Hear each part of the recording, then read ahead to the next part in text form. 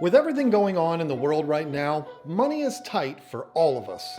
For fish keepers, this can be a huge problem because we still want to take care of our fish and give them the best life possible. So we've decided to put together a list of what we believe are 10 really cool products that you can buy right now for under $10. Some of these products can help you right now, while others will be good to have around just in case you need them, or if there's another apocalypse or pandemic. If you like this kind of content, you should definitely subscribe, and if you know a product that every fish keeper should have that's under $10, put it in the comment section below.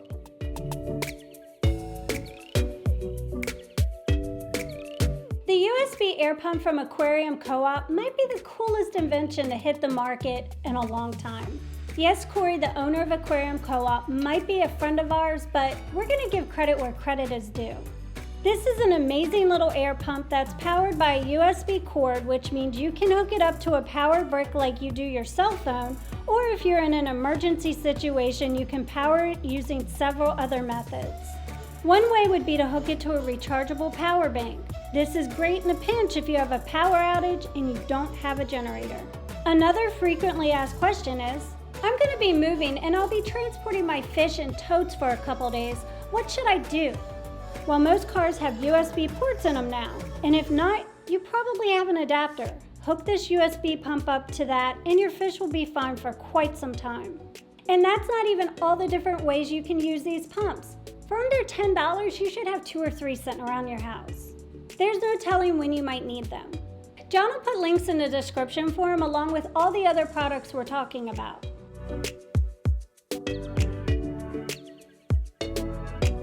Whether you're just setting up your first aquarium or you're a seasoned veteran that has 20, you're going to be wanting to test your water regularly to keep track of what's going on. There's no easier way to do that than to use test strips.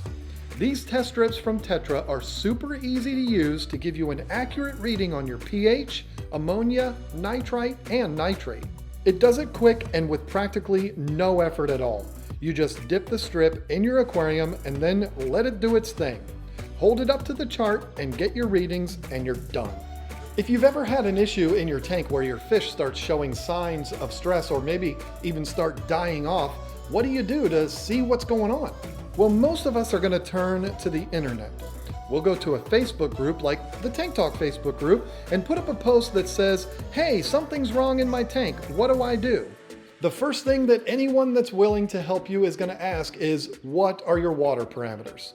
Having these test strips will make it super easy to have that information, so when they ask, you can respond with the numbers and get right into diagnosing the problem.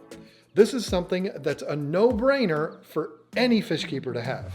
So I have a container of these test strips right here, and I wanted to share with you a tip that I recently got from Corey McElroy at Aquarium Co-op, and he actually gave this tip standing right here. It's in a previous video, I'll put it right up there, but he recommended to take these strips and cut them in half long ways. The test is still equally as effective, and you double the amount of your test strips. So a pack of 25 instantly becomes a pack of 50. Brilliant.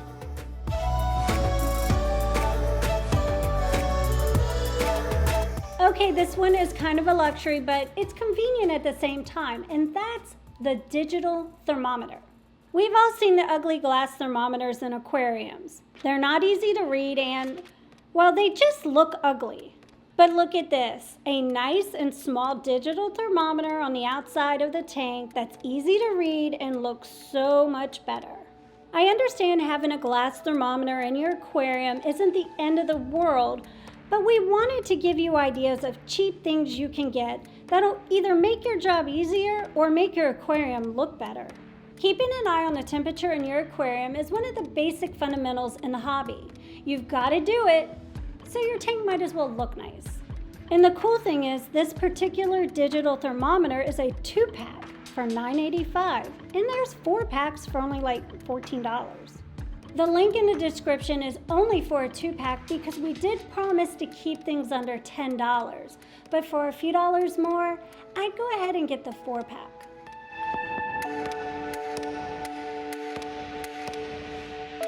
One of the common questions that I get is, John, what kind of sponges do you use in your canister filters? Well, I can tell you that what I don't use are those pre-cut sponges from the manufacturers. They cost a fortune. Instead, I use this big piece of filter pad that you can cut to fit your filter. Yeah, it's a little more work, but it'll definitely save you some money. Plus, it's great to use this product in DIY projects that involve sponges. It's much easier to cut the sponge to fit the design rather than design to fit the sponge. This type of sponge isn't limited to canisters or sumps either. You can easily cut this material to use in any of your hang-on-the-back filters rather than buying pre-made filter cartridges. It's not going to save you a fortune, but it'll save you a little bit, and you'll have that pride of knowing that you did it yourself. And you know what? These days, every single dollar helps.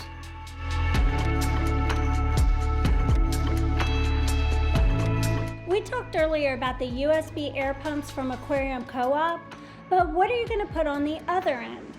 Well, we've been using these no-clog air stones that are also available from Aquarium Co-op, and I just love the way they look. Let's face it, if you need to use an air stone in an emergency, you're not going to care what they look like, but if you're putting one in your show tank, this one is a great choice. Of course, there are tons of different types of air stones, like the cylinders that just send up a stream of small bubbles, and of course the bubble wands.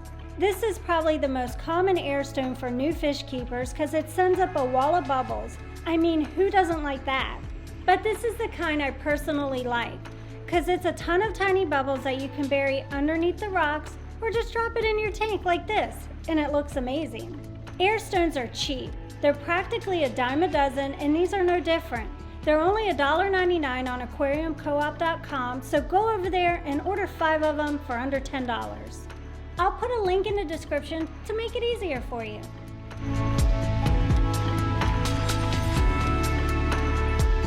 Okay, so this is something I hope you never need, but if you're super bored and desperate to spend money on something, this is something that would be really good to have just in case you need it, because if you need it, you'll be pretty desperate for it, I promise you, and that is a tube of silicone sealant.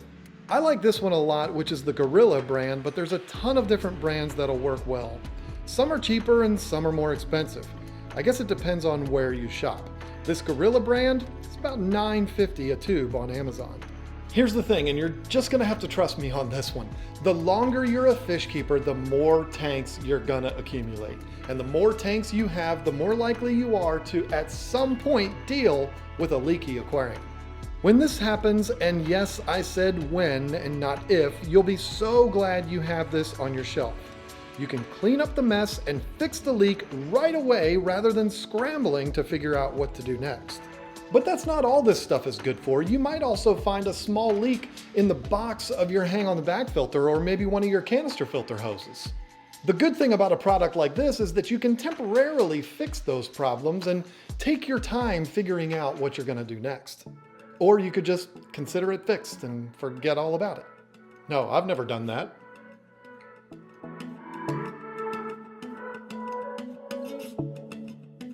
Okay, how do you clean the glass on your aquariums? Are you like me and just take the towel after doing water changes and use the excess water and wipe it down? Of course that's what you do, because common sense would tell you not to use cleaners like Windex on your tanks. You could accidentally spray some into the water and kill all of your fish. Well, here's your answer. It's aquarium glass cleaner from Fritz. Why are you making me sound like an infomercial? I'll be honest, I had never heard of this stuff till John brought some home from Aquashella, and I've been using it ever since. It's not like I use it every day, but like once a month when I decide I want to spiffy up the glass, I'll go ahead and use it, and I know it's not going to hurt my fish.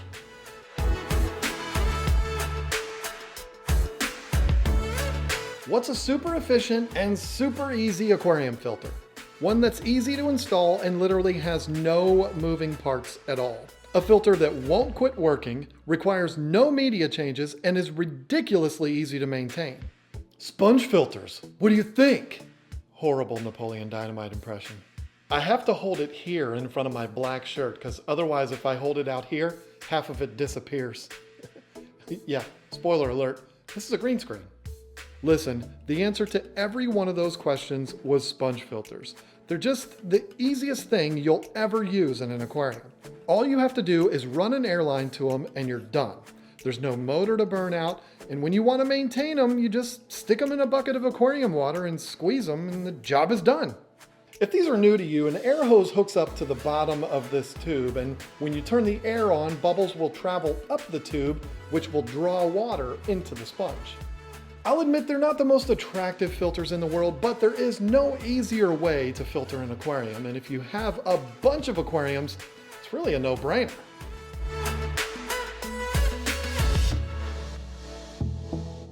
You know how if your dogs and your cats are used to eating dry food and you decide to give them that wet food as a treat and they go all crazy?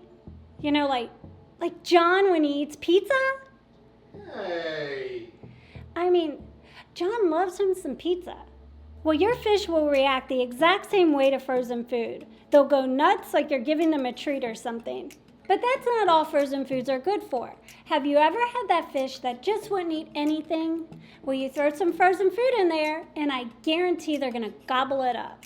And that's still not all. Frozen foods are some of the most nutritious foods out there because it's just a shrimp or a worm that's frozen whole. When your fish eat them, they get the same protein and nutrients they would if they ate them live. This is a great alternative if you're told that you should feed your fish live foods and you don't want to go to the store and buy live bloodworms or hatch baby brine shrimp. Frozen foods cost more than dry foods, but to give it to your fish every once in a while or to get that finicky fish to eat, it's absolutely perfect.